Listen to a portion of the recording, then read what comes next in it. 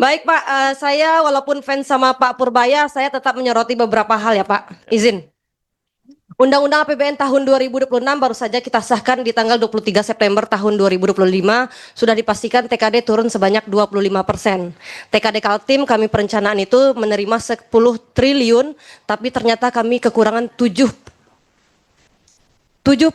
Pak. Kami hanya menerima 3 triliun saja.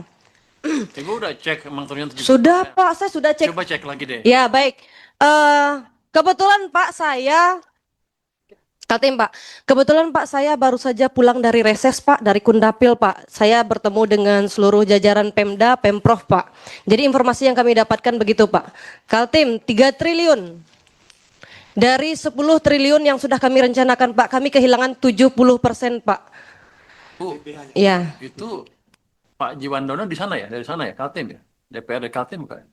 saya Budi Jiwandono. reses sama Pemprov Pak, sama BKAD. Oh, Pak Budi, saya tidak bertemu Pak, kami berbeda.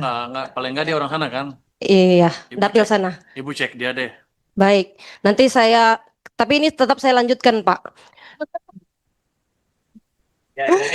Jadi kalau karena sesuai data yang pada saat reses Pak Menteri, kalau kita lihat mandatory spending infrastruktur itu 40% ditambah lagi pendidikan 20%, maka uang kami tersisa 1 triliun saja Pak Menteri. Kalau hitungan dari 3 triliun tadi Pak, dikurangi mandatory spending pendidikan dan infrastruktur jadi kurang, akhirnya menjadi 1 triliun saja. Bagaimana dengan gaji P3K yang baru saja dilantik Pak? Hampir 4.000 provinsi Kaltim itu melantik P3K. Apakah ini yang bertanggung jawab BKN Pak? Karena mereka sudah kekurangan yang sangat tinggi Pak. Kalau kita lihat gaji dari P3K didasari dari dana alokasi umum, yaitu DAU bagian dari TKD. Kalau nanti alasannya uang ini dilarikan kepada Balai Pekerjaan Nasional Pak Menteri, tentu saja kalau saya boleh bawa Pak Menteri ke Kutim, ke Kubar bagian barat dari Kalimantan Timur tuh jalannya hancur sehancur-hancurnya Pak. Tapi kalau kita lihat lagi ke arah selatan Pak, sabar Pak ya, sabar. Tapi kalau kita lihat lagi ke arah selatan Kaltim Pak, ada di sana namanya Kabupaten Pasir, sampai ditanamin pohon pisang Pak masyarakat Pak, jalan nasionalnya.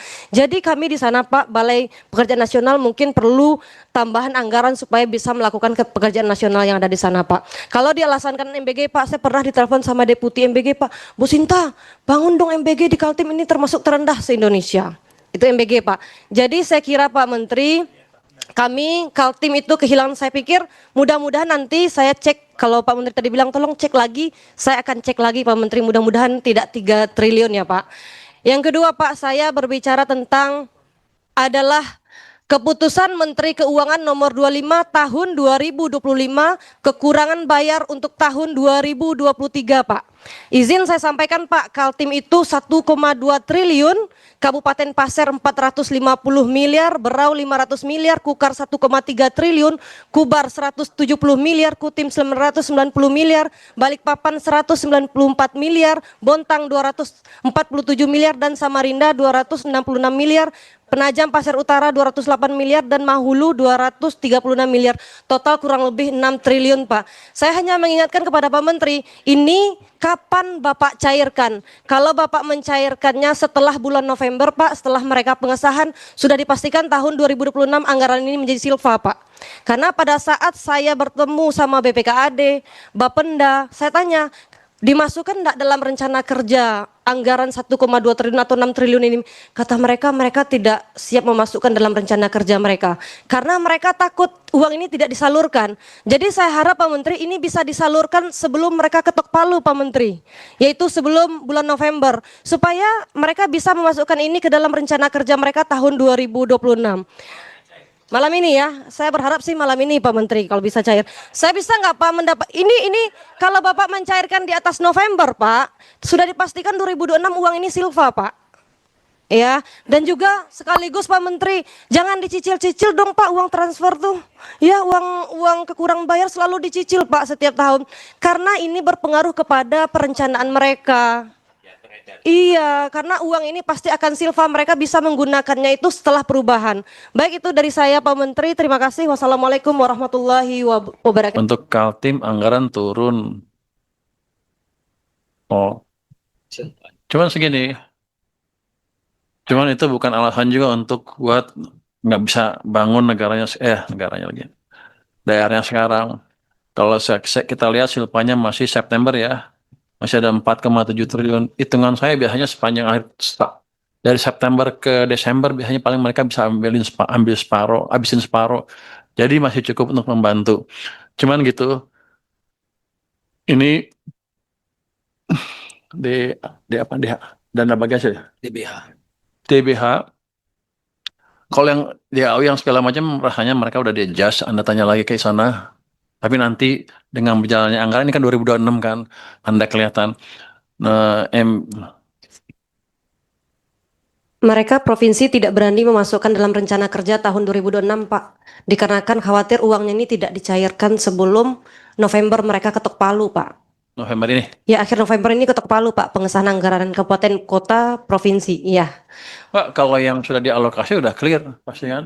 Sudah clear. Betul, Pak. Ini kan harusnya dimasukkan juga, Pak, uang kurang bayar ini dalam rencana kerja mereka tahun depan, Pak. Jadi kalau dana kurang bayar itu DBH itu akan disesuaikan dengan kondisi keuangan negara secara keseluruhan. Tapi pada dasarnya nggak akan hilang itu. Tapi gini, Tapi ini kan budget kalau pertengahan tahun depan clear, sebelum pertengahan tahun depan Ya, bisa silpa jadinya, Pak, anggarannya. Kalau Bapak masukkan di pertengahan tahun, mereka bisa melaksanakannya di perubahan, Pak, sehingga nggak bisa membangun jalan, Pak, kalau begitu. loh Bu, kalau dananya kan masih banyak, dia bisa pakai yang sisa itu dulu kalau pakai. Sedikit, Pak, 3 triliun, Pak. Jadi katanya. dibanding sama yang lain-lain. Kalau itu 3 tahun sampai akhir tahun pasti ada sisa 1 triliun hasil Desember. Kalau saya nggak salah tebak ya, karena statistiknya begitu, pemerintah pusat juga begitu, daerah juga begitu. Dari situ ke sana separuh nggak bisa dihabisin. Jadi yang itu dihabisin aja dulu. Kalau ini nanti jadi yang ini akan kita adjust semaksimal mungkin ya. Banyak daerah yang WA saya juga, cuman begini. Ini kan waktu saya masuk kan ekonomi lagi melambat. Karena melambat, pendapatan pajak juga kurang kan turun. Jadi semuanya direm ke bawah. Jadi kasih saya waktu sedikit 6 bulan ke depan sampai triwulan pertama udah kelihatan kan, April udah kelihatan lebih jelas lah kita bisa diskusikan. Nanti di situ kita adjust. Karena kan anggaran negara ini kan anggaran negara bukan anggaran daerah saja. Jadi saya juga dilihat sedang dilihat tuh sama analis domestik sama asing. Situ Menteri Keuangannya menembus 3% defisit ke PDB-nya nggak. Kalau sekarang saya tembus di situ, saya jelek. Tapi nanti kalau tumbuhnya ada 6,5-7%, ruang itu terbuka lebar. Tapi kalau udah 6,5-7%, ya kita nggak perlu ngutang lagi kali.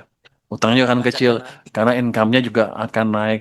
Jadi itu yang bisa kita atur sekarang. Jadi jangka pendek ini boleh dibilang masa transisi lah, berapa bulan ke depan.